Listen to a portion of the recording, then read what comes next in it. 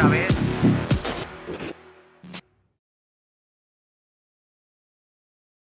Give the start of this incredible classic race with 650 runners who are going to join us tonight at the start of this incredible race. And we will be doing the start around midnight with Depa, my incredible colleague. Estamos exactamente a 30 minutos para comenzar esta edición de Transgrancanaria. It's at 11:30 p.m. local time, crossing the island from north to south to finish here in Maspalomas. A race where, to the mileage and elevation data, we must add weather conditions that, as we saw last year, can make it very difficult with a great variability of thermal sensations. Runners can go from suffering from the necessary due to the cold to later in the race suffer from the heat and humidity in the town of Tunte.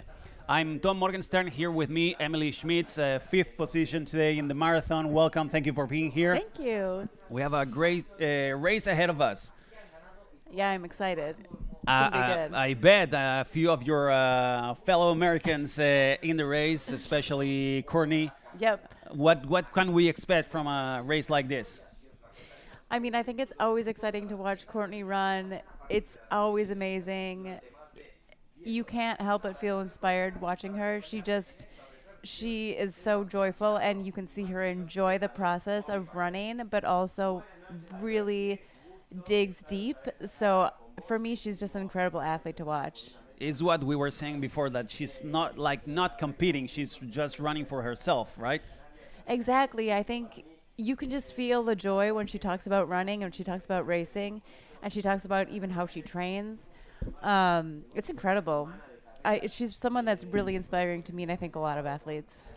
So we'll definitely have eyes on Courtney Dauwalter tonight. Exactly 20 years ago, in 2003, David Denith and Fernando González had a crazy idea to cross the island from west to east. In total, 78 brave people took up the challenge, and today, 20 years later, there will be between 600 and 700 runners of more than 30 nationalities who will try to cross the island from north to south.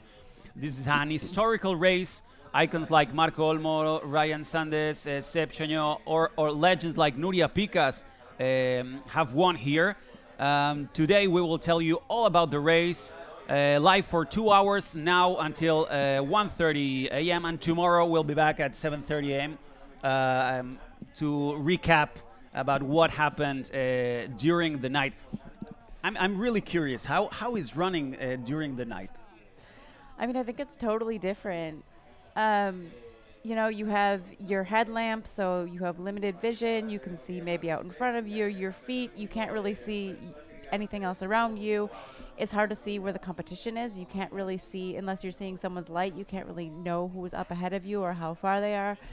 So I think it's, I think it's definitely challenging. I know that some athletes really excel in those conditions.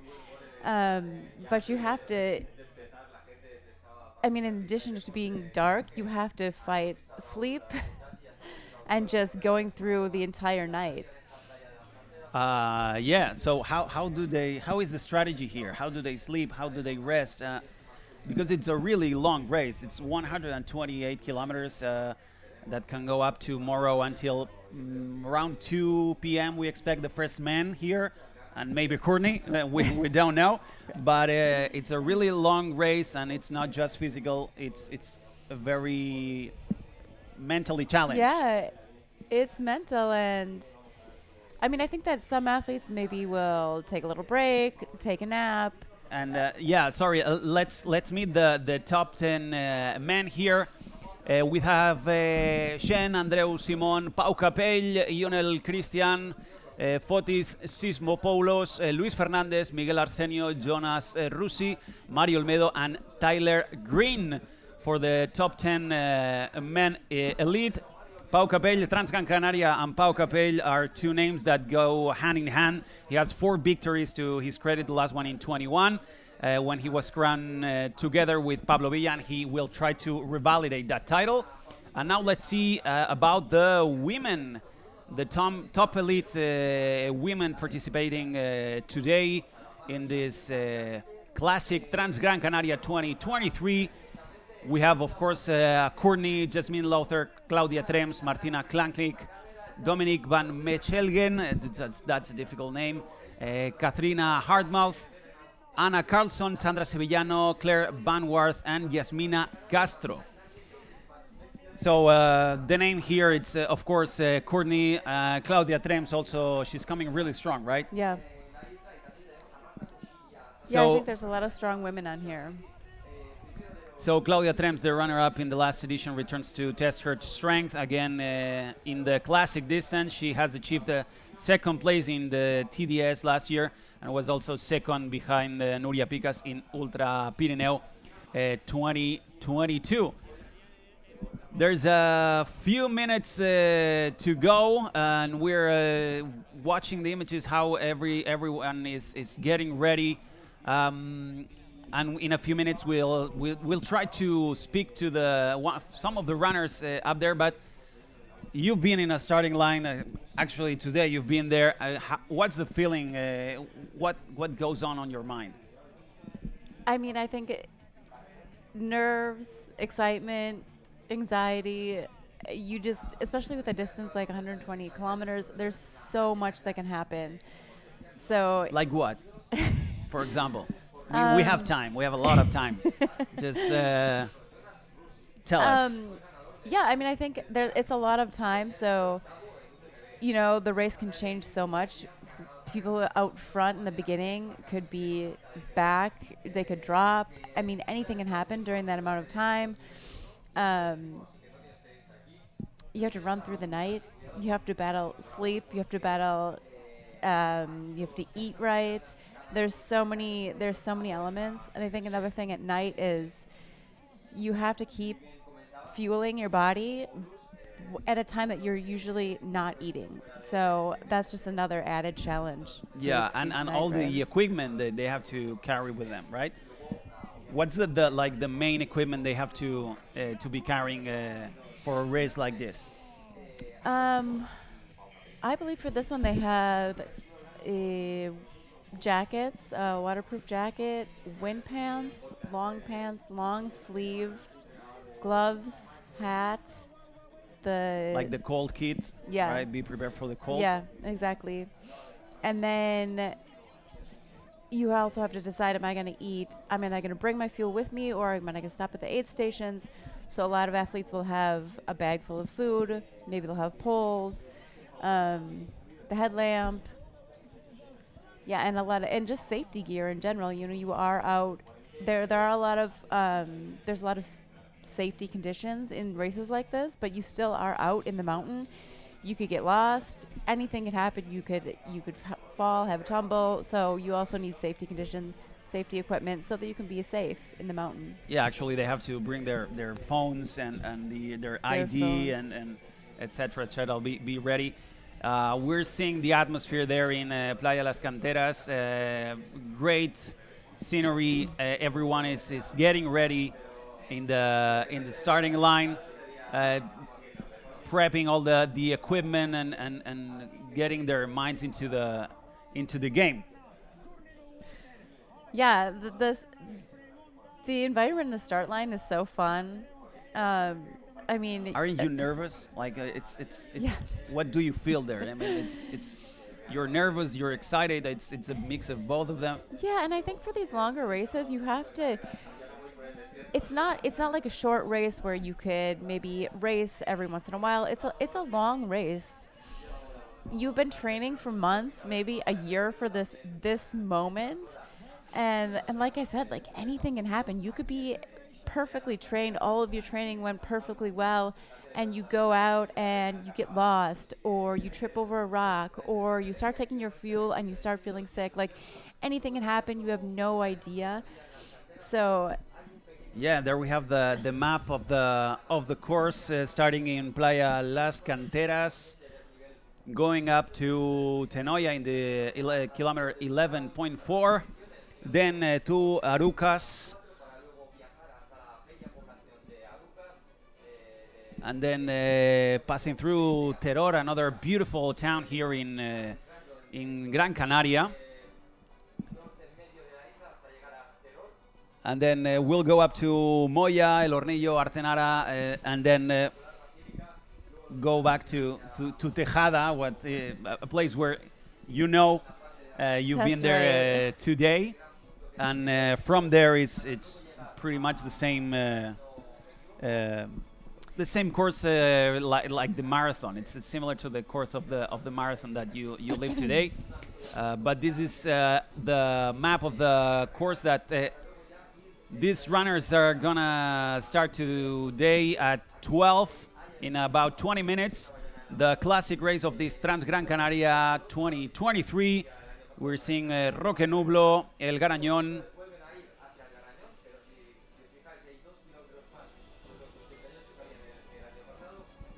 and then going back down to Tunte, Ayagaures, and finally going back to the Parque Sur here in Mas Palomas. You know what I think is so incredible is that the marathon, which started in Tejeda, was so much descent.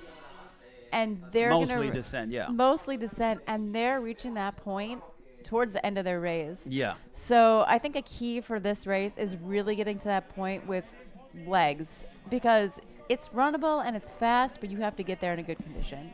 Yeah, but they're gonna get there after what, 80, 90 kilometers, Exactly. and then they're gonna have to go up and down again. How do you manage to get there with legs after a race like this? Yeah, I mean, that's really the challenge, I think. I think it's about patience, not going out too fast. I think what you see a lot is people feel really good in the beginning, and they go. And then DNF, yeah. you get to a certain point, and it's like, oh, what have I done? I think we're getting ready to know some of the athletes that are at the starting point right now with our partner, Chris Planas. She's right there with the microphone, looking for some of the athletes. Let's see if we can meet some of them. Just remind you that you can follow us in the YouTube channel from Transgrancanaria in the English version. In the Spanish version, you have also Albert and Mauri, who was here today with me. And you can comment also, let us know your feelings, who are your favorites.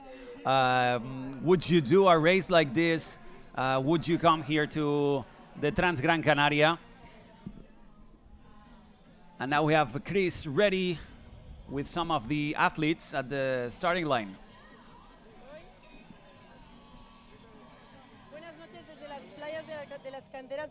Vaya ambientazo hoy hay aquí esta noche y estoy con una de las estrellas, con Courtney, que bueno, estamos encantados de que haya corrido, bueno, de que esté aquí para correr esta edición. Courtney, you stay here from several weeks, so what do you feel standing on this Playa de las Canteras beach? I am so excited to finally start the race and get to just go running and exploring on this beautiful island. And the night? Looking forward to it. Nights are cool. You just live in a bubble and imagine the surroundings. Okay, some fans that are at home, some words for them. For who? For all the fans that are at home. Thank you for following. Have a beer, have some candy, and watch the live stream. Okay. Good luck, Courtney. Thank you. See you at the finish line. Thank you. Bueno, Courtney va a ser la estrella de esta carrera, va a ser la estrella de la noche. Y nada, seguimos aquí en la Playa de las Canteras, que intentaremos encontrar a Pau Capell, a ver si podemos hablar con él antes de la salida.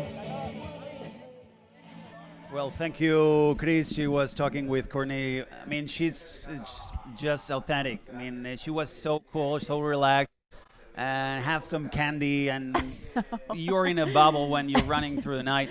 I mean, she has been running ultramarathons for 10 years, and in this decade, there have been numerous occasions in which he has managed to prevail over men. Yeah. And I think many of the people watching us expect that for today's race. We'll see what happens. But she looked really relaxed. She's so positive. Yeah. I mean, Yeah. I think what also is so cool about her is I think that she really like even inspires people who aren't running or who are thinking about running these distances. They see someone like her that's so relaxed and like finds so much joy in it and think, hey, I could do that too. Like, look at this person who just seems like a normal person. Yeah. Happy, relaxed. It looks fun. Yeah, but that doesn't happen to me. I mean, I watch Courtney and I say, okay, you go, have fun. You're not going to see me out there. I mean, not in a race like this.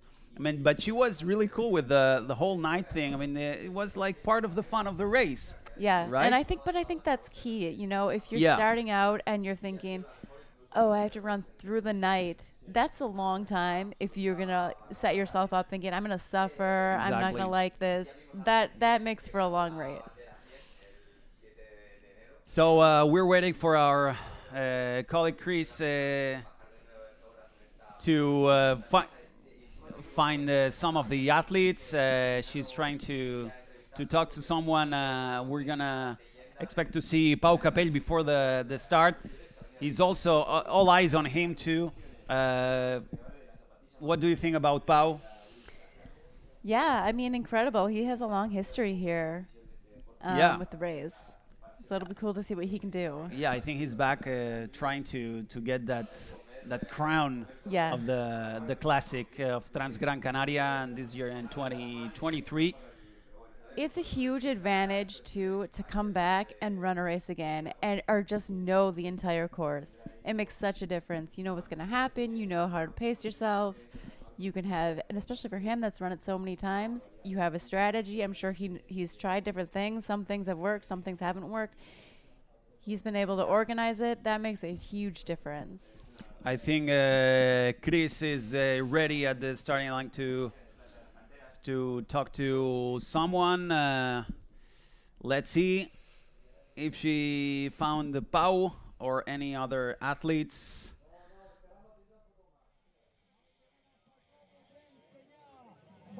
Ya. Sí, podéis ir entrando ya. Ya. Ahí tenemos a Claudia Trems que ya va entrando al corralito. Pues aquí estamos con una de las leyendas. Aquí estamos con unas de las leyendas del trail, Scott Jurek, también americano como Courtney, y vamos a preguntarle que le cuente a Courtney qué es esto de la Transgranaria. Scott, tell Courtney what does Transgrancanaria means. Oh, what it means to you? Oh, it means energy. Yes. What does it mean to her? What does it mean to you? Adventure. Adventure. Pues dicen que Transgrancanaria es adventure, aventura y energía.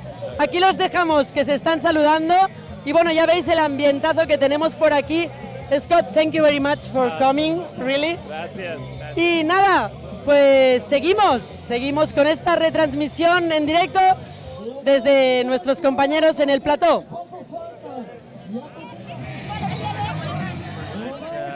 Luxury to have Scott Jurek there, coaching Courtney, a legend. Yeah, that's so cool. I didn't know he was coming. Yeah, he's in the island. He's just chilling. A normal day for Scott, normal day for Courtney. So 128 kilometers and 7,000 meters of positive gain, elevation gain, more than 600 runners here tonight. We'll see what happens tomorrow morning, how many are DNF, how many are left. They leave from Las Canteras Beach. Just remind that last year's podium was Pablo Villa in first position, Pau Capell second, and Per Aurel third. And in the women's podium was Ragna Dabats, Tony McCann, and Claudia Trems. And actually, Claudia Trems, she's coming this year also really strong. And I think Chris Planas is now with her in La Playa de las Canteras.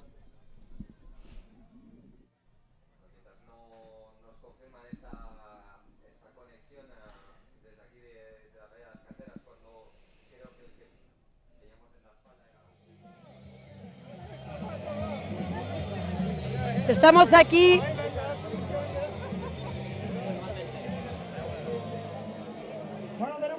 Bueno, y aquí tenemos a Claudia Trems. Claudia, acabamos de hablar con Courtney. Esto se presenta duro, esta edición, ¿eh? Pues sí, la verdad es que sí, que es súper dura esta edición, pero bueno, tocará luchar, yo haré mi carrera como siempre y que pase lo que tenga que pasar, son muchas horas. Ella ayer dijo que era un sprint, para mí no es un sprint, así que a ver qué pasa.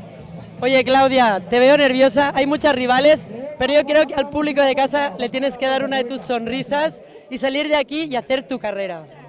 Pues sí, la verdad es que sí, que hay rivales fuertes, no vamos a decir que no, pero bueno, toca mostrar todo el trabajo que llevamos haciendo. La temporada pasada aquí me lesioné, espero no lesionarme, pero sí que salgo con la cabeza fría y que cuando tenga un dolor que me impida correr voy a parar este año. Espero que no pase, pero si tenemos que llegar a este punto voy a parar. Oye, y para los que están en casa viendo esta salida y esta gran ultra, anda un mensaje para que nos sigan. Nada, que sigáis, que habrá espectáculo del bueno este año y nada, conectados toda la noche y así el año que viene trabajarán también de noche. Pues muchas gracias y nos vemos en meta. A ver. Welcome, Jason Cuddy. I did this race last year and it beat the love of trail running out of me. Yeah, well, it's a tough race. Trail Junkie 69, what is the plan for the live stream, the whole night, or some interruptions? Well, not the whole night. We're going to be here until 1:30 a.m. and then we'll come back tomorrow at 7:30 a.m. We have to sleep too.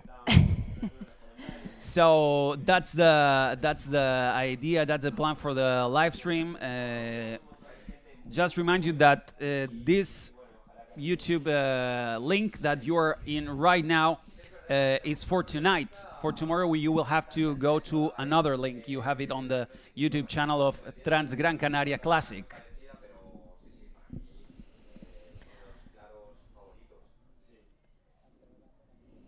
Everyone is ready at the starting line.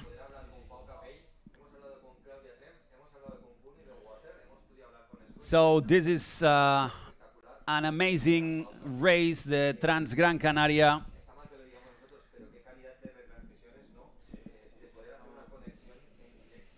And they're telling me that Pau Capelli is almost ready there to talk to Chris. We want to hear from him what's his mind on this race, because he's coming strong and he wants to win, because last year he got second place.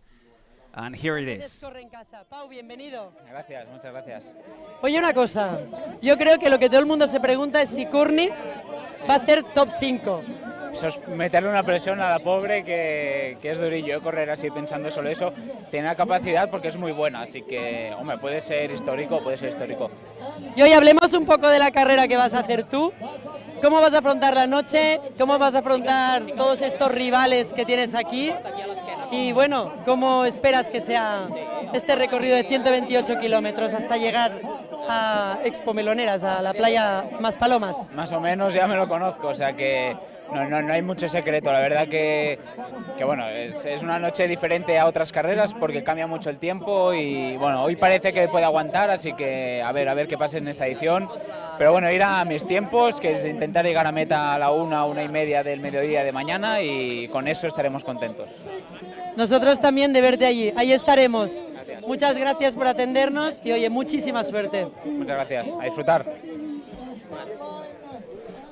That's fast. Yeah, he wants to go fast. Yeah. We'll see what the race brings us, because you already said it. There's a lot of weather changes during the night, the morning, and I mean, you lived it today just during the marathon. Yeah, I really can't imagine, because when we started out, it was 9:30 in the morning. It was cold. It was rainy. Up there, it was pretty cold. It was windy. And then as you head down the mountain, it gets really hot and humid, and that was just during the day. So I can imagine it's even stronger at night. It's going to be cold out there, I think. So we're just a few minutes away from starting this Transgrancanaria Classic, 128 kilometers. The Transgrancanaria is the passion that overwhelms you when you step on the sands of Las Canteras Beach before the start in the middle of the night, and the city is surrounded by hundreds of people eagerly waiting for the countdown as Los Gofiones Gran Canaria sounds, giving you goosebumps. This race is the emotion that surfaces as soon as you start running. And in a few seconds before the start, we're gonna be able to talk to the race director, and let's see what he has to tell us about this amazing course of 128 kilometers and 7,000 meters of elevation gain.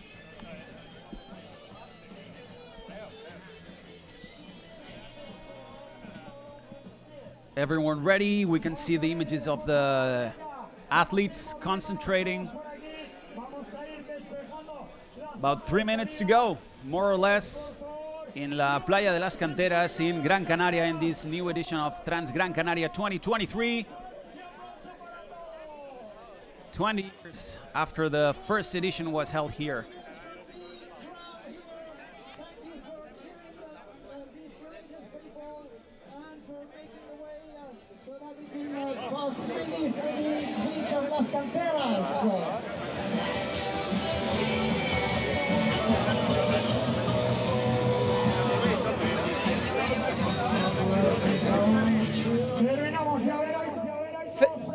Fernando, oye una cosa, semana de carnaval en la isla, la Transgrancanaria, Scott Jurek, Courtney y un cartel de lujo, ¿qué más se puede pedir?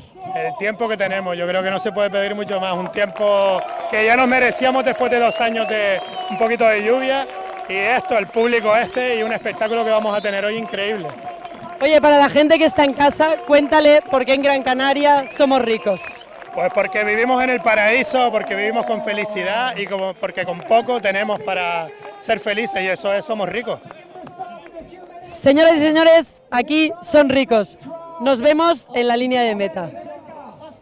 Race director, he was so happy saying that this is an amazing race. We having an amazing weather, great athletes, and he couldn't ask for more. So he was clearly really happy with this edition. This week, Gran Canaria is the epicenter of the trail running in the world. I mean, it's a whole party of trail running. Yeah, and there's not a lot of races this time of year, so I think that makes it even more exciting. Yeah, so the weather here in Canarias is great. So putting the race in this time of year, I think it's very intelligent. So it's a win for them, right? Yeah, and it's a great way to start off a season because it's still early season. You can get a good race in. You can see where you're at. You can test out where your strengths are, where your weaknesses are. So I think it really sets you up well as an athlete to prepare for the entire season. Do you see yourself doing a race like this long? I've done a few longer races. Really? Yeah, it's different. It's quite different. Would you come? Will you come next year to do the classic? I don't know. I really enjoyed the marathon. Yeah, it's just it feels like a different sport almost to me. I mean, I can see that. I can see that. I mean, the preparation only it's completely different. Exactly. For a marathon and for a race like this. It's pure endurance and physically and mentally. And there's just such a difference between, today we were out there 4 or 5 hours, between being out there for 4 or 5 hours and being out there for 15 or 16 hours. Last seconds before the race starts, we're seeing the images live from Playa Las Canteras. Let's see how the start goes. We have here the main speaker, Depa.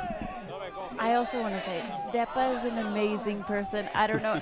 He has an incredible memory. He will meet someone, an athlete, remember their name, learn things about them. I mean, his capacity to... His pure energy.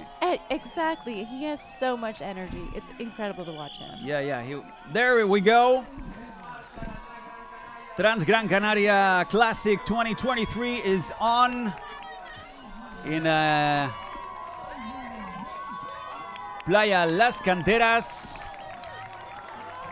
We have our 3 camera runners and 2 camera riders over there following the athletes. And I think they've started like really fast for such a long race. I mean, I'm not a runner, but for me that's really fast. Well, I think that's part of it. You get caught up in the emotion.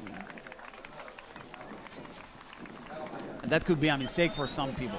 I think, yeah, other people are fine, you know? Other people can take it out really fast and bounce back and be fine, and other people that catches up to them. We have here more comments in the YouTube channel. Good stuff. They say, kept thinking sun was about to rise, and then I finally did 6 hours later. Do people sleep during the race? Mario Brunel is asking. I think some will. I think some people will go straight through. Probably some of the top runners will just keep going through. I think some people will stop and shut their eyes for a few minutes. Maybe other people will take a longer nap. It depends. But just a nap, right? I mean, they don't sleep. Someone, Steve Josepher, is asking, is this a 5K? I think he's asking because of how this seems started. Like it. Usain Bolt start. I mean, they start like really, really fast. And they continue by going really fast. I mean, I guess an athlete like Courtney, she knows how to start. I mean, that's her pace at this point of the race. But the other athletes, I don't know if, as you said, they got caught in the emotion of I'm running next to Courtney Dauwalter, Yep. and in 10 kilometers they will just break. break. And I think that sometimes it's really hard to understand what you're going to feel like at the end of the race, or even in the middle of the race. When you start out, you feel great. You know, you've been training, you've tapered, you're ready to go. So in the beginning, I think your mind can sort of play tricks on you, and you think, I feel great, I'm just going to go for it. And the difference between the beginning and the middle and the end is substantial. For someone like Courtney, she's run so many races, so many long races. I'm sure that she knows how she feels good taking it out and what her body can handle. Well, we are in front of the most effective ultra distance runners of all time, right? I mean, a woman who has even made it into the men's top 6 at the UTMB 2021. Incredible. Where she smashed the course record, fighting hand-to-hand against Namberger. 2 UTMBs, Western State 100 or Moab 240 counting her possession, as well as countless ultra distance races, most of them in her country. What will Courtney be able to do in this 128 kilometer course? That's what everyone is wondering right now. And Pau Capell is the other question, I think, at least for the people in this country. I think something that's so incredible about Courtney too is there's a lot of pressure. Like, people expect a lot out of her, but if you look at her, she's so I don't calm. think she feels that pressure. Exactly. And some athletes, I think they start to crack under that pressure when they start to feel someone expects this of me. I don't know if I can do it, but I mean, I think that's part of the key to her success is that she just, like you were saying, she runs for herself. I think she doesn't give a damn about what other people think. Like, she runs for herself. She's just enjoying. There's Claudia Trems starting with the gels already. And camera rider next to him, and there's a camera runner on the other side. I mean, the coverage here is amazing. We have an amazing team. They will follow the runners through the night. I think also what you see Claudia doing is really smart, taking in fuel at the beginning and not waiting until you feel like you're bonking or you're hungry or you have no energy. That's going to be key for these long distances.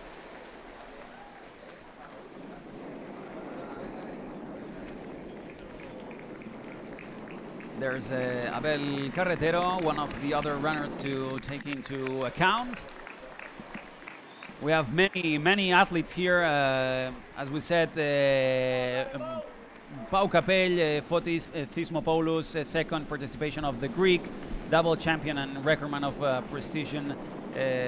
prestigious Spartathlon. We have Andreu Simon also, that he's making his debut here in the Classic.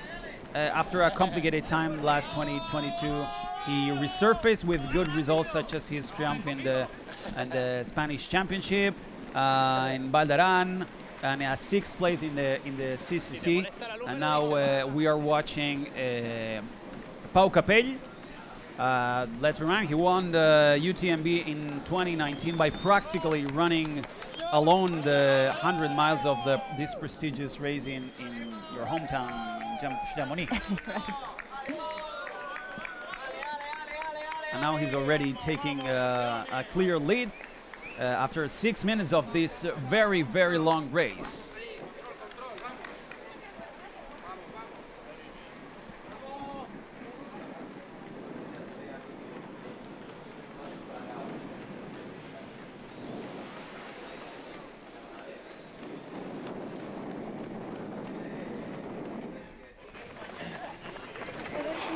We have Courtney again on the screen, followed by, really close by, Claudia Trems. There she is.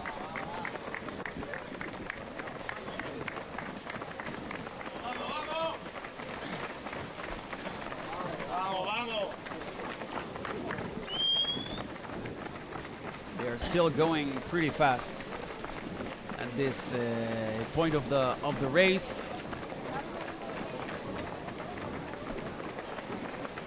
This is a pretty fast start too. It looks flat. Yeah, it's the concrete. At what point do you think it's gonna change? Right, they're gonna have to enter the mountain at some point.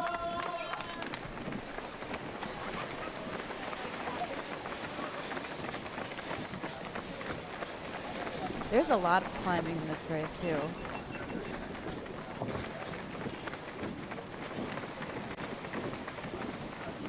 We have here some comments. Steve Josepher, Jasmine and Claudia together. Pau making me nervous already, says Travis Longar, in a good way. I'm just here for the chat. Steve Josepher says, just like UTMB, Pau is going to make this race of his own.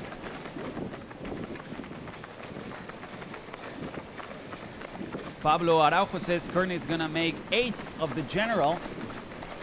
All right. Some predictions already. Top 10. Top 10, yeah. Mario Brunel, I expected the athletes having a backpack with food in it. And they have some. I think probably most of them do.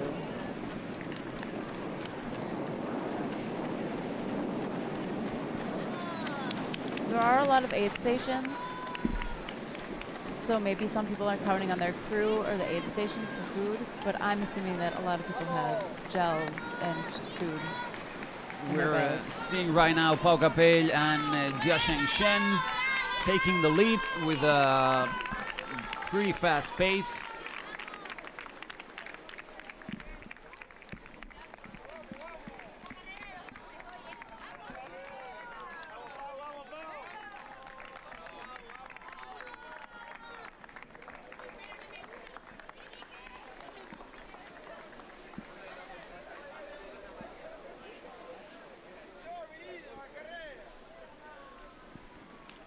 Some other comments. Aaron Sofo says, fear that the water will not end this, will not win this. I Alex Raymer, I wasn't expecting anything different from Pau. It's all or nothing for him every race. And Brad Finn says, looks like my local 5K with this speed. Yes. It's pretty amazing. The pace that they are taking right now.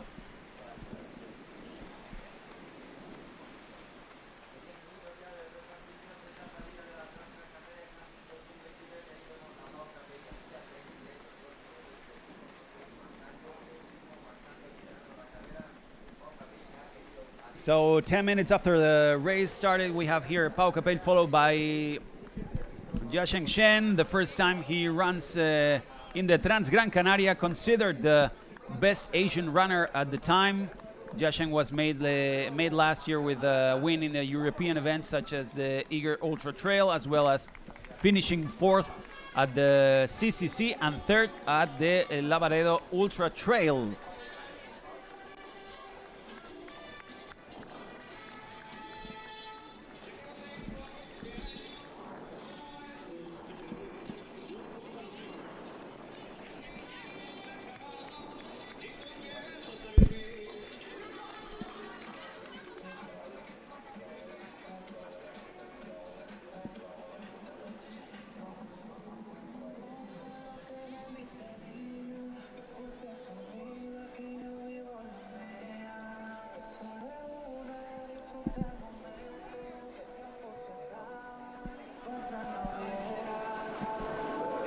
More questions here at the YouTube channel. After how many kilometers is the first checkpoint? The first one is in Tenoya in the kilometer 11.4.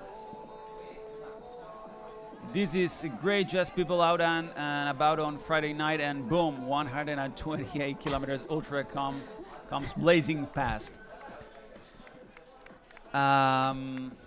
Enrique Arguez, Pau Capell already came out fast in the UTMB in 2019 and won. I know Pau is a really strong runner, and he knows what he can do. So I guess that if he started this strong, this confident, actually he said it in the race. He wanted to be here at 1:30. Yeah. And before this, we were saying maybe about 2:30. Yeah. The first man should be coming in. Right, if he already has a time goal in mind, then he knows what he needs to be doing straight from the get-go. Yeah, he's a really strong runner. He knows what he needs to do to get there. If he's prepared, he's strong physically and mentally, he definitely can manage it.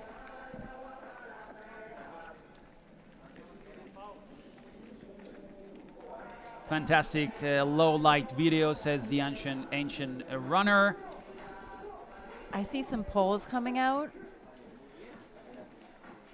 So maybe they're about to head to start climbing.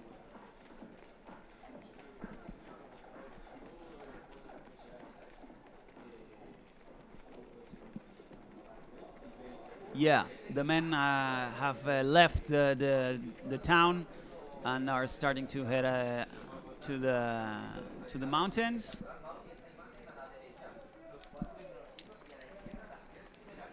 Yeah, we have here on the right the 4 first men, and then on the left the first 3 women, followed by the camera rider.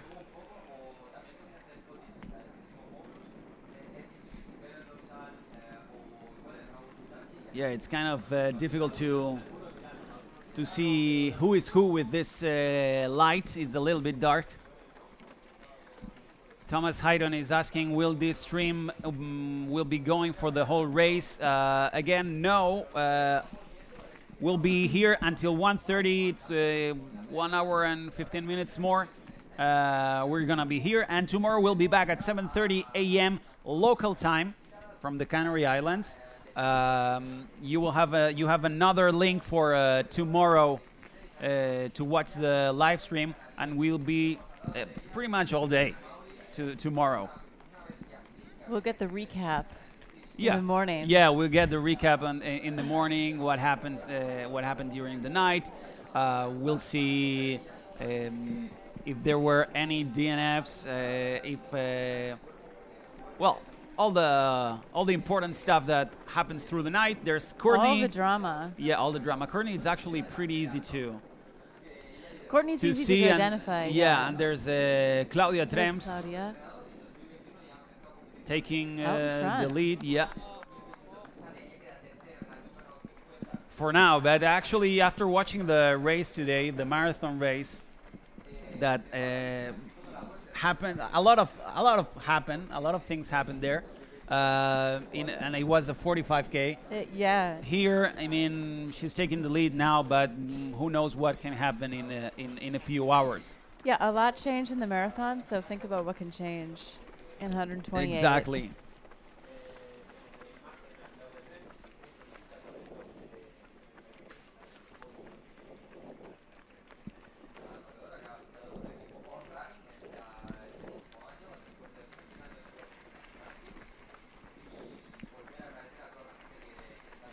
There's still Claudia Trems with the On team this year after many years with the ASICS team.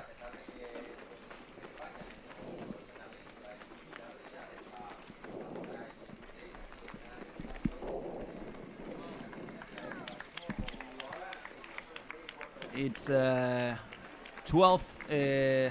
16 in the night. Here it's midnight and 16 minutes here in Canary Islands, 1 a.m. in Spain, in the peninsula. Let us know from where you are watching us in the YouTube comments. Let us know where you're from. Who do you cheer for? Who do you think is going to win this classic 128 kilometers Transgrancanaria 2023? Robin RDS says the speed is really insane. I wonder what the time will be at the first checkpoint.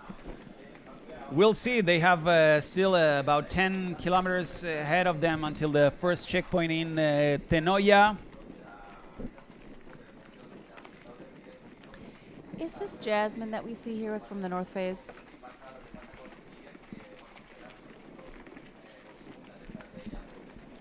We can't really. Yeah, you can really make tell. Yeah, much out. it's a little bit difficult to know.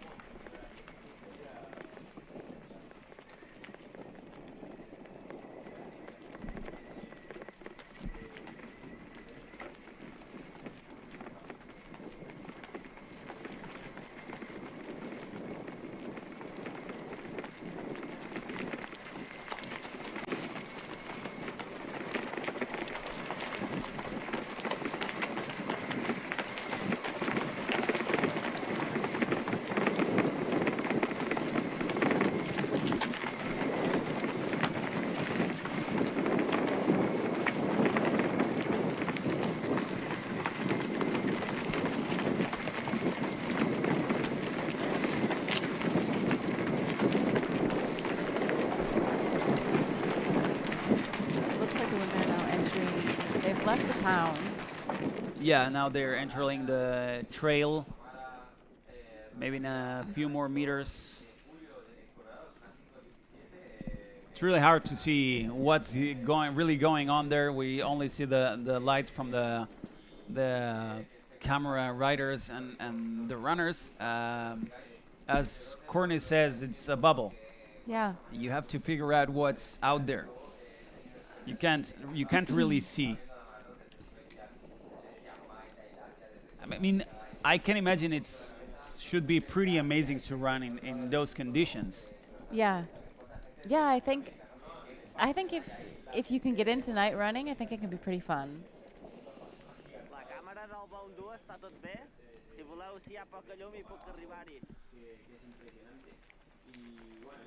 So at this point, the importance of camera runners and broadcast in a race like this is kind of crucial, right? I mean, it's Yeah, I think it's incredible if you think about it. Just, I mean, having a live stream, having camera runners, this is something totally new in trail running. And I think what it does is makes it accessible to so many more people. I mean, I've been running for a while, and I felt like every time I tried to explain what trail running is to non-runners, they didn't quite understand. But this way, we can have an audience. We can have people at home who don't run, who see the sport. It's pretty amazing. Yeah. It's pretty amazing to watch the sport. I mean, the growth of the trail running in the past few years, it's pretty amazing, right? Yes, definitely. And I think this is something that helps it grow too. What do you think makes this sport so popular right now? What happened in the last 5 years that, besides that, we have camera runners and camera riders? I think it's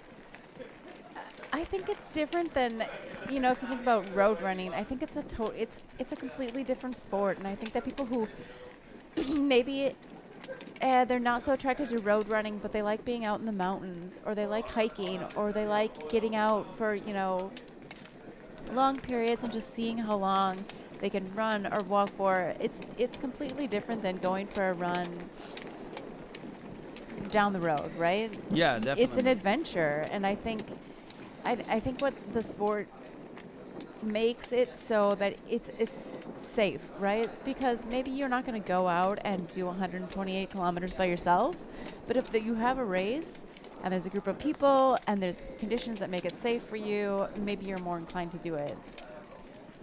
One thing is the growth of the sport, the trail run as a sport, but also we've been like in the presence of female running, right? I mean, the women in trail running are much more visible now. There's so many, much more women on the top, and so how this change has happened? What do you think, from your point of view? I mean, I think part of it is just seeing other female athletes out there. And for example, Courtney, or it doesn't have to be Courtney, be any of these top women that you see and you think, hey, look at this person who seems like a totally normal person. They just ran 100 miles. And then you get it in your head like, maybe I could do that too. But I think that we first need to see an example. And then once you see the example, it makes it much more, it's just easier to think, hey, I could do that too. That person can do it, so can I.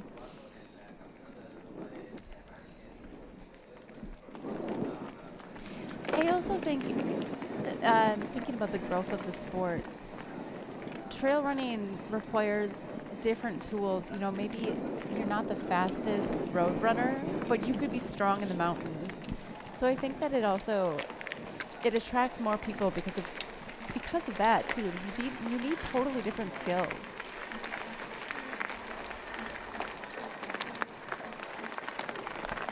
So we have more comments here in the YouTube channel. Thank you for watching. Actually, Robin Diaz is saying, Brad, is there a park run tomorrow morning in Central Park? And Brad says, Robin, every day, especially when it's in the 50s in February. Well, enjoy tomorrow your Central Park run. Trail Junkie 69, at night the inclines feel worse than during the day. Is that right? I don't know. I mean, I think one advantage, maybe this is an advantage, maybe it's a disadvantage, is you can't really see, right? So you don't know. During the day, you can maybe see the end of the hill, but at night you can't. Is that an advantage? Is it an advantage? I'm not really sure. I think it depends on the person. We have Ivana here from Messina, Sicily, watching us. Just reminding you that you can check all the data in Transgrancanaria livetrail.net. All the data from all the participants here in the Transgrancanaria Classic 2023. And tonight we're gonna be live with you from Gran Canaria until 1:30 a.m. And tomorrow morning we'll be back at 7:30 a.m. already, and we'll be here all day long until 4 and 4:30 p.m. more or less local time.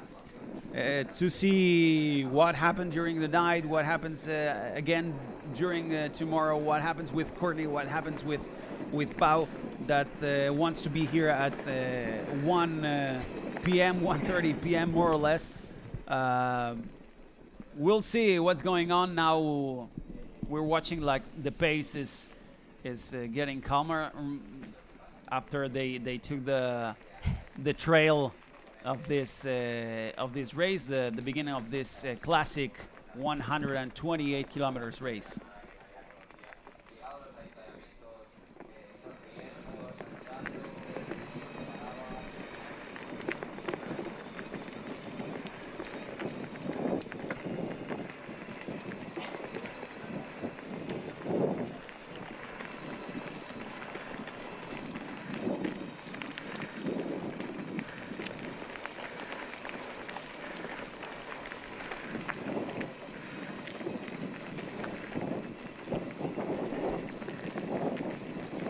This is a pretty amazing race. I mean, the course is just amazing, going through so many different places along the island from north to south, going through World Heritage sites, going through beautiful towns, beautiful mountains.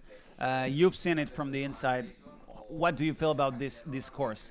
You know, I thought it was pretty technical. It was more technical than I thought it was going to be. I knew that part of it would be technical, lots of rocks, but it was a little bit more than I expected. So I'm wondering how this first part of this course is. If it's, you know, right here we can see that it's pretty like buffed out trails, looks really runnable. I don't see a lot of rocks, and I'm wondering what the terrain will be like when they get to the mountains. I think the thing gets more complicated after Arucas. Yeah. There is Arucas is the second checkpoint at kilometer 19.3 at a gain of 747 meters.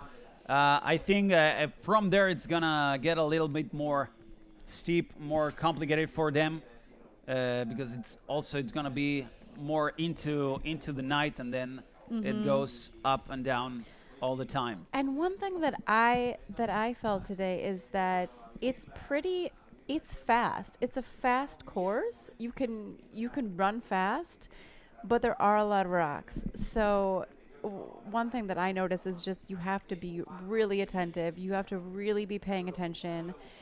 It felt like if you weren't paying attention, there was a rock you could trip over at any point. And what I think happens in these longer distances is that you get tired. It gets to the end of the race and maybe you're not paying attention, or you're half falling asleep, or you're just really tired. And it gets harder and harder to be as attentive to those little details like a rock here or there. So I think that'll be tricky. More comments here. Matt Block says cheering for Tyler Green from Portland, Oregon. Mario Brunel, is fast walking a good strategy for a lot of participants? What do you think? Definitely. Yeah, if you see, especially on the uphills, people will start to power hike, what I call power hiking, just a fast, powerful hike. Sometimes it can be even faster than trying to run. And I think the advantage of using those kinds of strategies is that you change the muscle groups that you're using. So you're not just running, sometimes you're walking, sometimes you're hiking. You can change it up a little bit and kind of preserve your legs. And some people are incredible power hikers. I've had cases where I'm running and they're walking next to me faster than I'm running. So, some people have this technique just down. Amazing insights from Emily Schmitz. Thank you very much for being here with us tonight, for the effort, because it's you've run today a really tough race, and now you're here tonight with us watching this live stream, this amazing race. Petro says, congratulations to everyone. Thank you guys for the live stream. You rock. Thank you. Matt Rippey, grateful to be able to watch this race. Thank you for live streaming. Robin asking, any wildlife present on the island? Well, I'm sure there is, but they're definitely gonna go away when they see all these people running with headlights. So I don't think they have to worry about. You know, the only thing I've seen or heard is just a ton of birds. I heard birds chirping every morning, but other than that, I haven't seen anything. And some geckos, says here Trail Junkie Oh 69. yeah.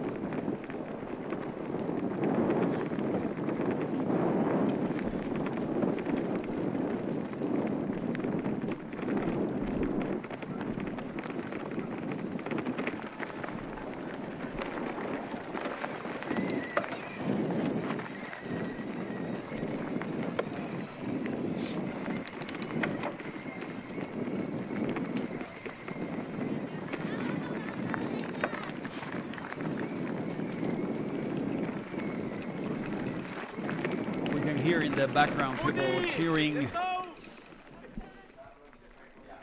This late at night, they got out of their houses to cheer the runners participating in this classic Transgrancanaria 2023. On the left of the screen, we are watching Courtney. On the right side, one of the leading men.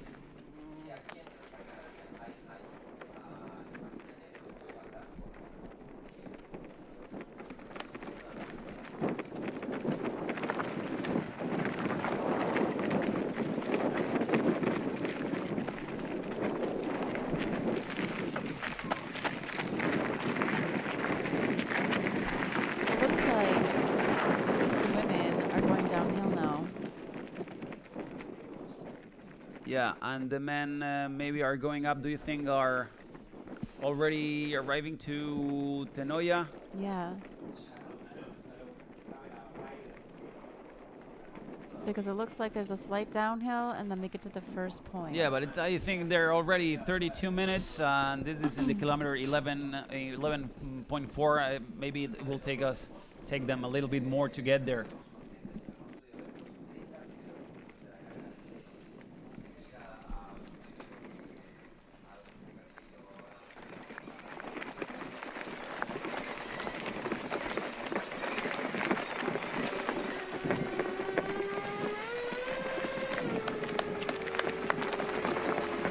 Great image from the drone there with the camera rider and one of the leading men.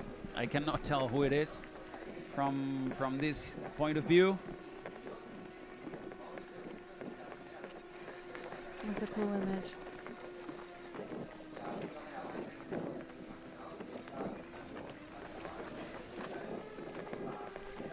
It's just amazing to have these images at night, right? Yeah. To watch this drone at night and the camera biker following the runner at night is just amazing.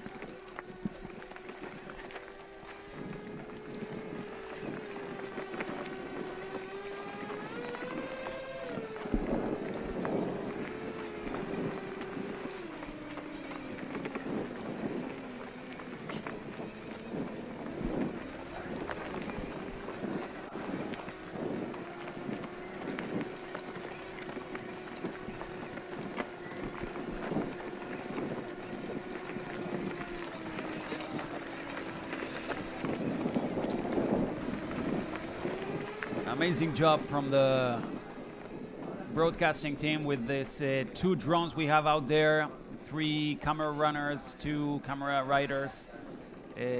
Just amazing to show you this live stream of this classic Transgrancanaria 2023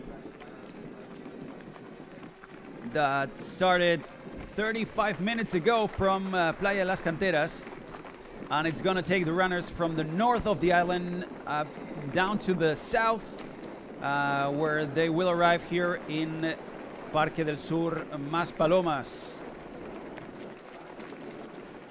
We have some comments here. Night drone footage, it's incredible. Yes, it is.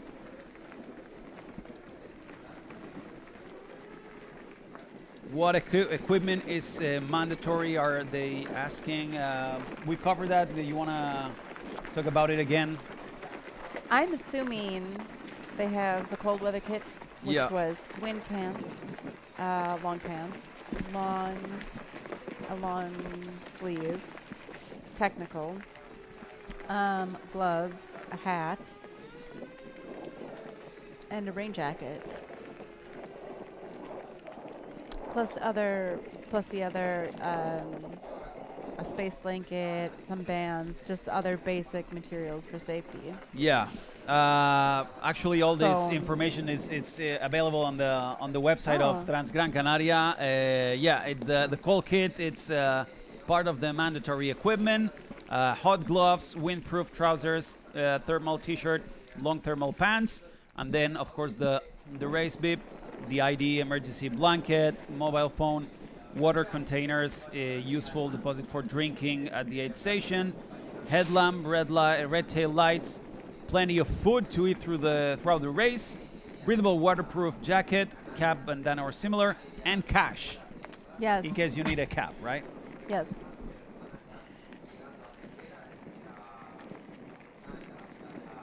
So that's the mandatory equipment that Trail Junkie 69 was asking about. And I think there's Claudia Trems.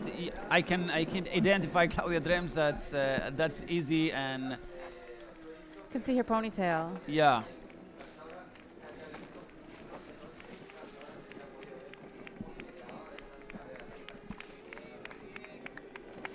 I think also thinking about the required materials, it's really important in these longer distances, and it's really important to use it before you think you need it. I've seen a lot of cases where it's cold and you think, no, I'm fine, I don't need to put my jacket on, I'm gonna wait, and then you get so cold that either you can't get it out or you put it on and you're still cold and you can't warm up. So I think these materials are really crucial, and knowing how and when to use them. And that's when the DNFs start to come, right? Yeah.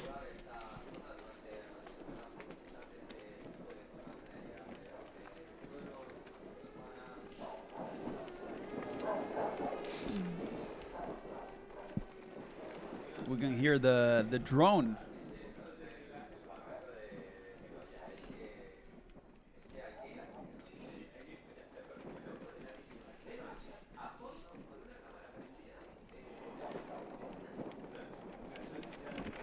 I mean, the camera rider is just something else. I mean,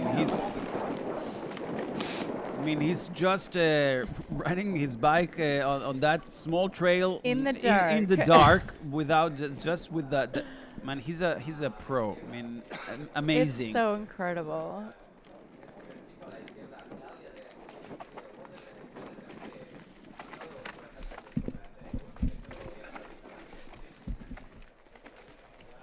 And these trails are not easy to ride your bike on. No. I was watching them today during the marathon, because there were some like pretty technical. Yeah, there's rocks, there's tight turns, there's cliffs. I actually talked to the rider when he got here, and said, look, I told him, look, what you did is amazing, man. Like managing the bike through these rocks, and she was like, pretty regular. It's not, but I got pretty tired hands after so many kilometers. That was his concern, that his arms were The downhill. yeah, because he was tired from the downhill. Oh my gosh, I can't imagine. That was his concern, not the technical parts, not falling from the bike, but like hanging on the bike. Can't imagine. Ivana says, my boyfriend is an Italian that lives in Gran Canaria. It's amazing for me. I can support him in the race following this live. In this moment, I'm home in Sicily. And Keith Blake says, great live coverage. Thanks to the camera team. Keith and Ellie Blake watching from El Zumacal in Gran Canaria. Going to sleep now. See you in the morning. Have a good night. You know, there's nothing as incredible as when you're watching a live stream, you go to bed, you wake up, and they're still running. Yeah. Yeah, that's going to happen to us tonight. Yes. I mean, we're going to leave here at 1:30. Just reminded you that this live stream is going to end in the 50 minutes or so. We're going to go to sleep and then come back tomorrow at 7:30. To recap, to see the highlights of the night, what happened, who's taking the lead in both men and women, and to see the rest of the race until we have the winners here in the finish line in Parque del Sur, Mas Palomas in Gran Canaria. You know, I think another thing about these long distances is that, just thinking about how much can happen during the night, is as a runner you go through so many emotions and so many phases during a race. You know, there's highs and lows, and I think that when you're running, you kind of have to ride them out and know, all right, if I feel bad here, I know that it's going to improve later on. I don't know when it's going to happen, but you have to ride out the highs and lows.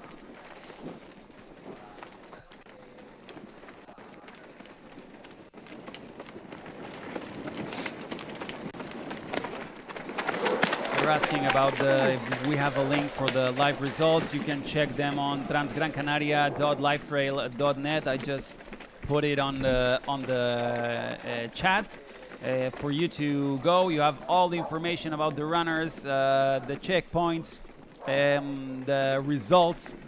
You will see everything live.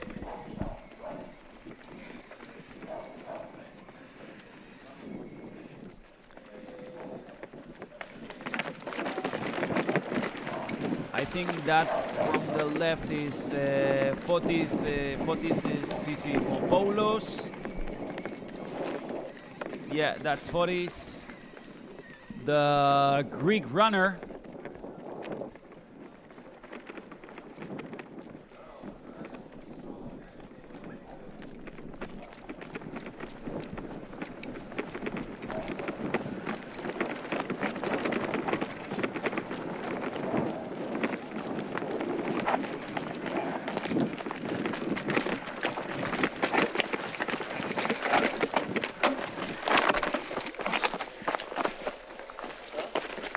Yeah, that's Fotis.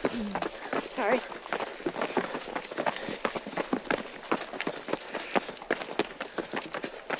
Hola.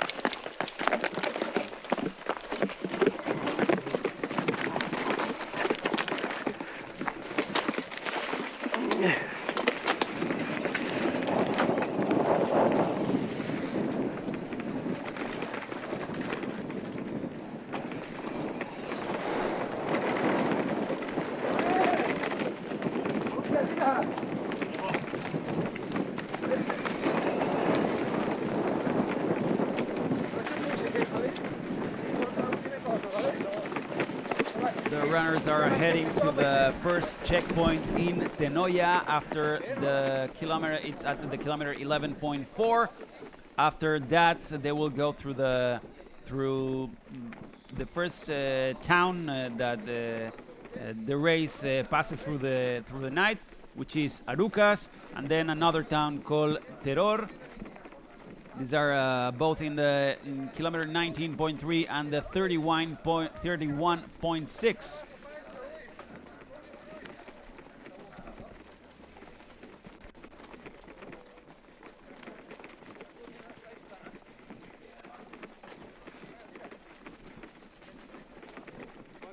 kilometers to the aid station.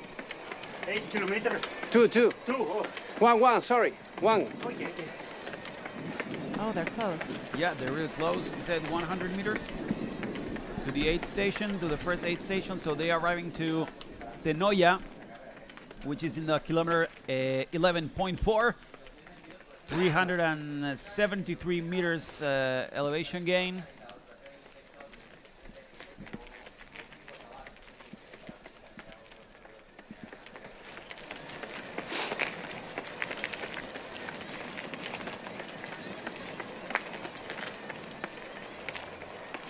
Hard kilometer.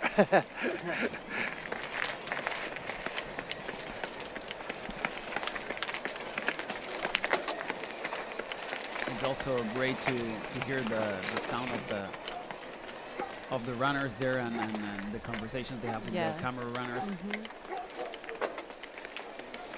Yeah, sometimes it's nice when the camera runners by you. It's like you have a little bit of company. They cheer you on. Yeah, here they were asking if do you think the runners like having the bikes out there? Because they are so used to being out there alone. What do you think? You've seen the camera riders over there. You know, the first few times there was a camera rider by me, I felt really nervous, like I'm gonna fall, the camera's on me. And then I started to really like it because it's somebody who's running near you, keeping you company, talking to you, telling you things like, hey, you know, the aid stage is coming up in 1 kilometer. It's nice. It's nice to have company out there. So we've seen the passing through the first aid station. We've lost the images right now, but we're gonna try to get them pretty soon. There we go. They have started 47 minutes ago from La Playa de las Canteras, and now after 47 minutes they managed to arrive to the kilometer 11.4. That's a pretty fast pace, right? Yeah. Yeah, I think it helped that they took out that 5K pretty fast. It was like they were running a 5K, actually, as so many people said. But if you look at the course, the majority of the climbing really starts after 20K. Yeah. That's when the hard part comes, the first hard part, because after El Hornillo in the kilometer 52.7, it goes really, really up. Yeah.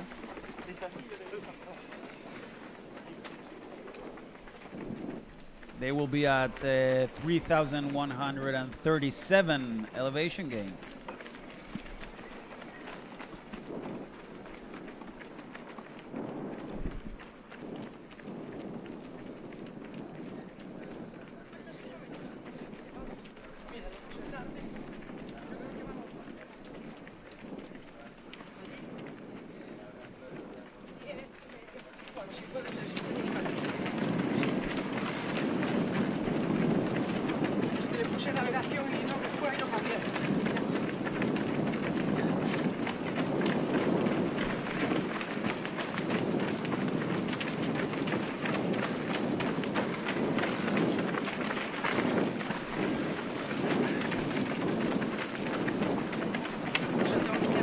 I think they were not passing through Tenoy. It was just a checkpoint. We'll see if we can have the data here.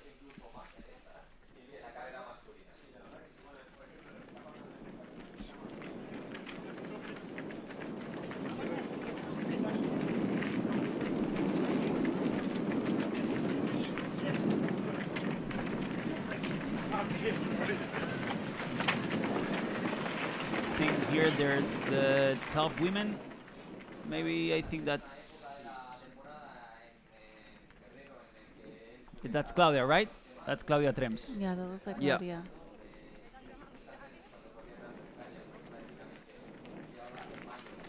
And right behind there, that's I think that's Courtney.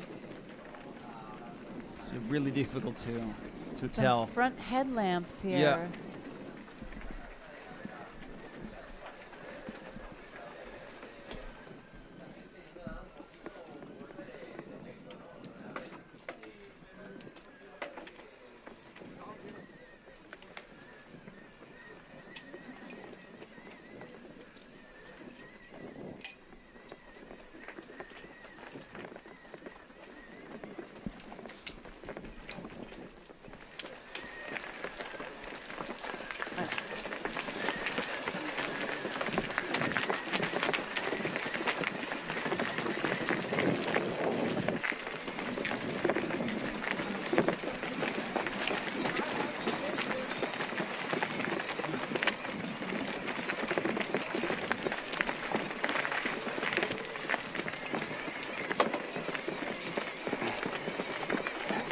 Yeah, we have already yeah, they were in Tenoya actually, Abel Carretero,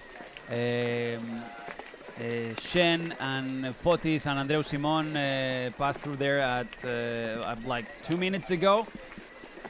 So they are already through the first checkpoint in Tenoya at kilometer 11.4.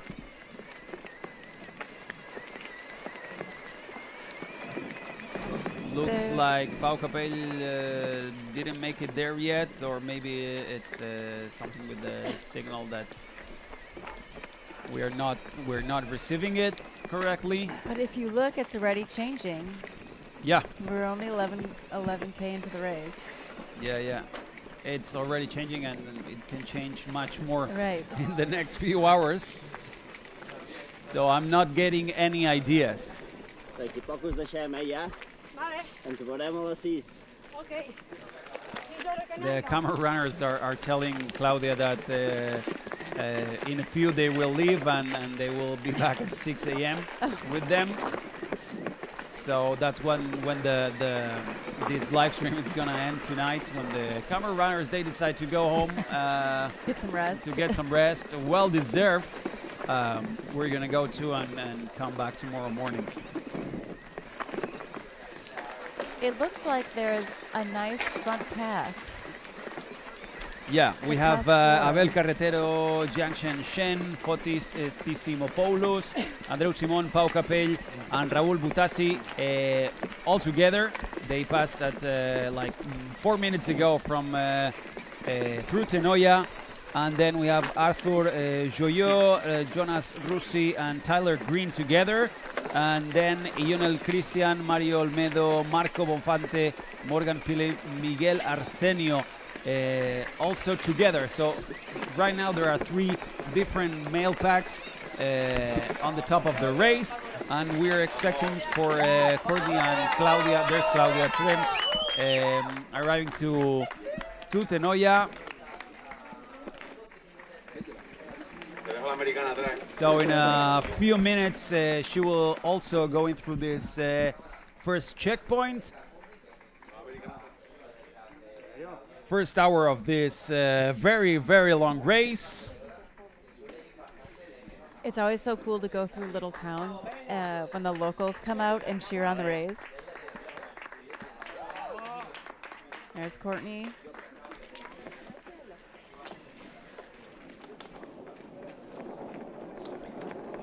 Here's Jason Cuddy saying, thanks for this great commentary and live coverage. Almost makes me want to do it all again.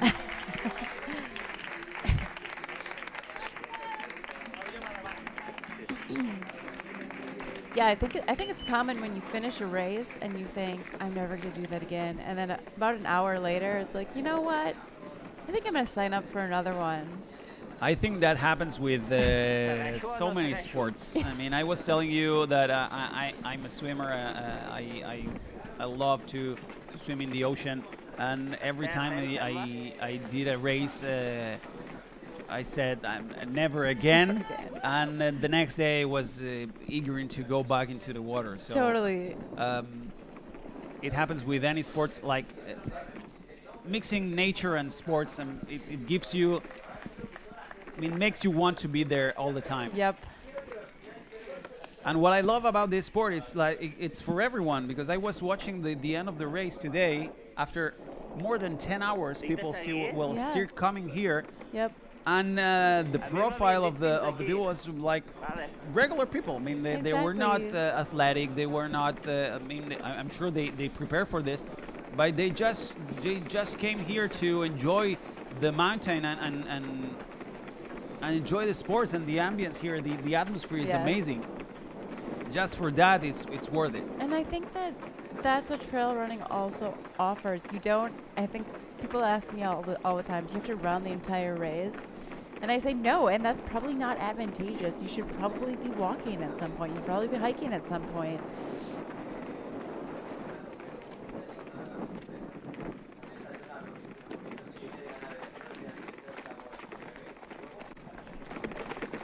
We have some more data. Claudia Trems passing through Tenoya at 12:53 and Courtney Dauwalter at 12:54.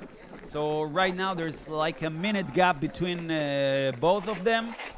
But again, it's still the first hour of this race. So we'll see what happens tomorrow morning. You know, actually, I think like what Claudia's doing is amazing. She's going out there, she's running her race.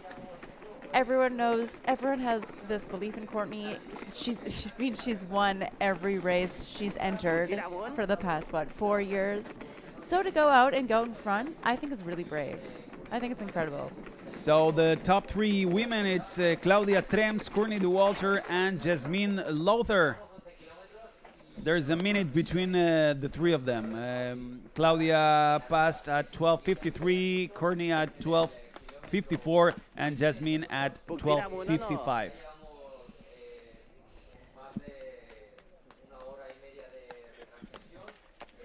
So one of the first town the race passed through is Arucas, located 12 kilometers from the capital, Las Palmas de Gran Canaria, and extends from the coast to the middle of the island, 600 meters above sea level.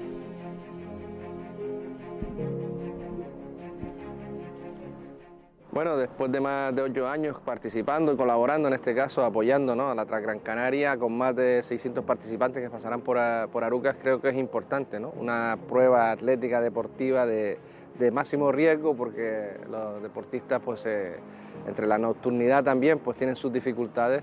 Y yo creo que Arucas tiene espacios, pues, muy bonitos para el deportista, ¿no? Obviamente el turismo deportivo con Arucas está muy vinculado y en esta parte es importante que la Transgrancanaria, que vienen, pues, atletas de diferentes nacionalidades, pues vean Arucas como un atractivo no solo en la parte del paraje natural que tenemos, sino que ese turismo deportivo utilice nuestro municipio para quedarse, para disfrutar de nuestra estancia y sobre todo practicar deporte al aire libre, que es lo más magnífico que tiene también Arucas. Y que además es una ciudad muy accesible, ¿no?, muy amable, donde el turista, pues, pasea con tranquilidad, a pesar de que tenemos nuestras cuestas, pero en la zona del conjunto del casco histórico, pues, da esa amabilidad, ¿no?, esa accesibilidad, donde, pues, muchos turistas, que más de 50.000 visitantes vienen al municipio y visitan el casco histórico, sobre todo en estas callejuelas.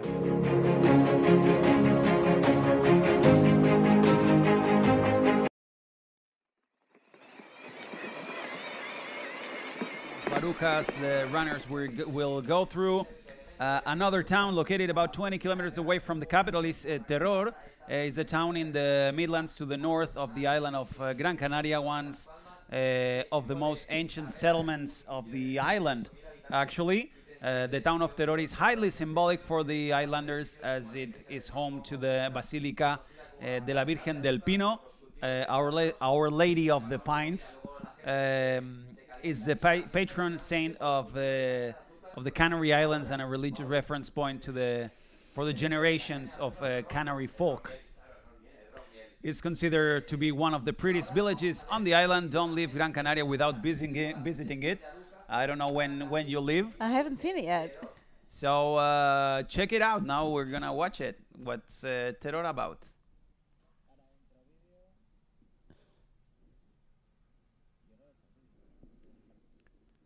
Porque motiva nuestra economía comercial cuando viene la carrera de la Transgrancanaria pasa por Teror. También turísticamente pues mostramos al mundo lo que es Teror, todo lo que tiene Teror que ofrecer en una carrera de montaña. De todas maneras, en nuestro municipio está siempre trabajando en pruebas deportivas, sobre todo de montaña, pero sobre todo todo tipo de pruebas deportivas. Yo creo que estamos encantados de recibirlas en Teror, porque es una forma también, primero saludable para la gente que nos visita, y porque enseñamos nuestro municipio, enseñamos nuestros senderos, todo lo que conlleva, porque Teror no solo es el núcleo y el casco de Teror, sino todos los caminos, todos los senderos, todas las rutas que preparamos para cualquier tipo de carrera de montaña. Esa entrada por la calle Real al llegar a la Basílica, de presentarse a la Virgen, yo creo que es triunfal, yo creo que es una entrada muy triunfal, y sobre todo en la noche es un espectáculo. Cuando llega la Transgrancanaria por la noche, ese recibimiento que le hacemos en esta Plaza del Pino, que yo creo que es especial, y yo creo que a ellos les enorgullece pasar por un centro neurálgico como es Teror.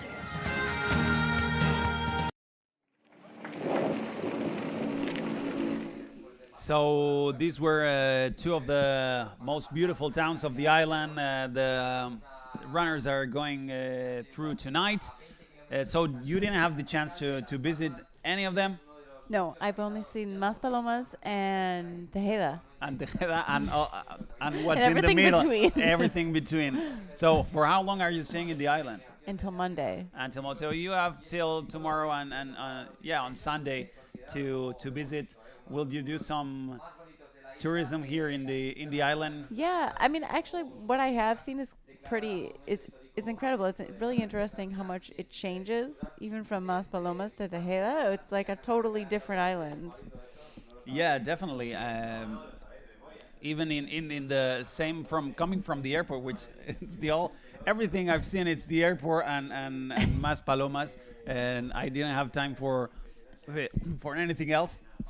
But it's also really different from there, and from what I've seen in the images today in the live stream, it's pretty amazing. I mean, the center of the island is worth seeing. It's you should come. You should definitely come to visit Gran Canaria, because it's an amazing. Even if you don't like trail running, if you just walk in the mountains, it's actually worth it. Let's remind what we have right now, because we lost the images until tomorrow. Okay, so in a few minutes we're gonna be finishing this live stream, but we have Claudia Trems in first position, followed by Courtney Dauwalter, Jasmine Lowther, Katrina Hartmuth, Sandra Sevillano, Martina Klanknik, and Dominique van Mechgelen. These are the first female runners that went through Tenoya. You were smiling. What are your I'm your curious, feelings here? What is the difference here in times, or are they all pretty much together? Well, it's about 6 minutes between Claudia Trems and Dominique, and now we're gonna see the men classification. We have Abel Carretero, followed by Jiasheng Shen, Fotis, Tissimopoulos, Andreu Simon in fourth position, Pau Capell fifth, Raul Butazzi, Arthur Joye, Jonas Rusi, Tyler Green, and Ionel Cristian Manole from Romania.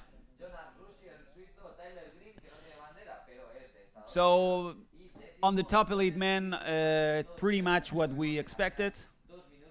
Yeah, those are the top 10, right? Yeah. A lot of those names are pretty familiar. And there's the top elite women: Claudia Trems, as we were saying, Courtney Dauwalter, Jasmine Lowther, Katrina Hartmuth, Sandra Sevillano in fifth position, Martina Klanknik, Dominique van Mechgelen in seventh position, Therese Arvik, Anna Carlson, and Marta Mushi Casadaliga.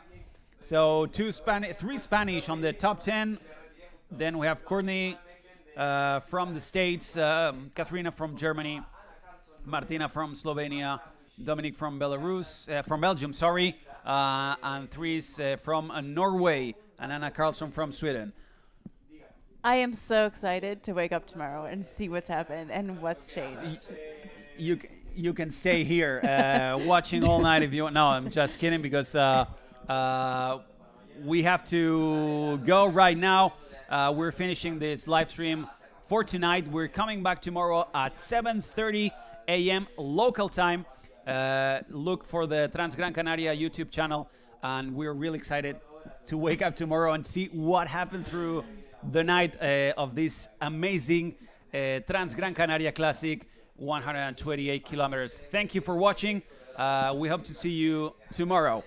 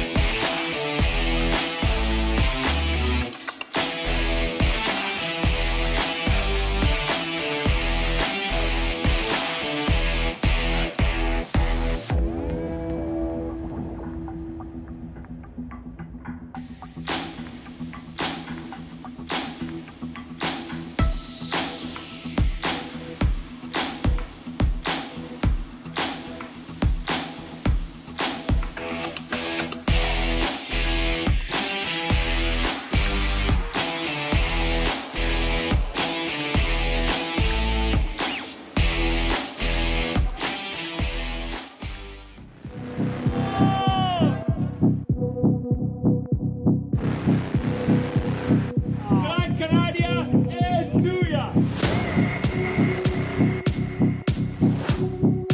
Por la Transgrancanaria, ahí estaremos otra vez